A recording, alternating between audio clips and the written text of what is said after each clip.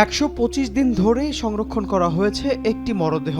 ইসলামে যেখানে মৃত্যুর পর যত দ্রুত সম্ভব দাফনের নির্দেশনা রয়েছে, সেখানে কিভাবে ৪ মাসেরও বেশি সময় ধরে সংরক্ষণ করা হলো ইরানের সর্বোচ্চ নেতা আয়াতুল্লাহ আলী খামেনির মরদেহ? রাসায়নিক ছাড়াই কিভাবে সম্ভব হলো এই সংরক্ষণ, আর কেনই বা এতদিন অপেক্ষা করলো ইরান?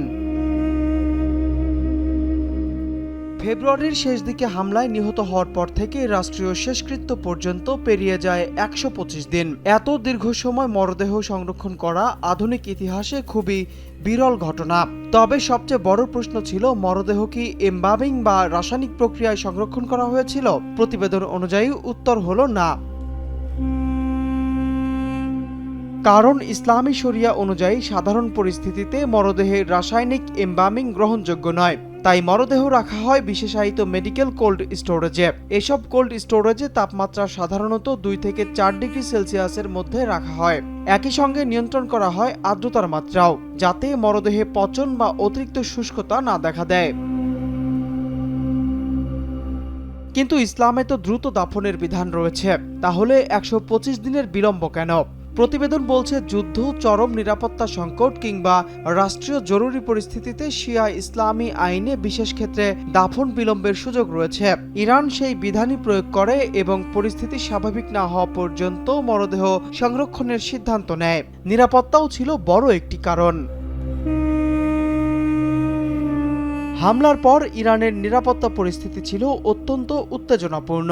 এমন অবস্থায় লাখো মানুষের উপস্থিতিতে রাষ্ট্রীয় শেষকৃত্য আয়োজনকে ঝুঁকিপূর্ণ বলে মনে করা হয়। এছাড়া অতীতের অভিজ্ঞতাও ছিল বড় শিক্ষা।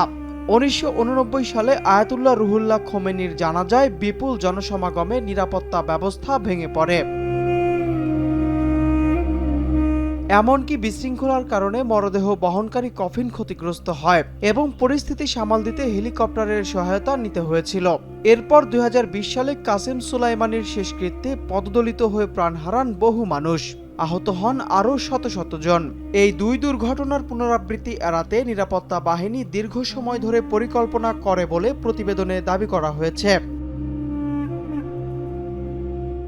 জনসাধারণের শ্রদ্ধা নিবেদনের সময়ও নেওয়া হয় বিশেষ ব্যবস্থা।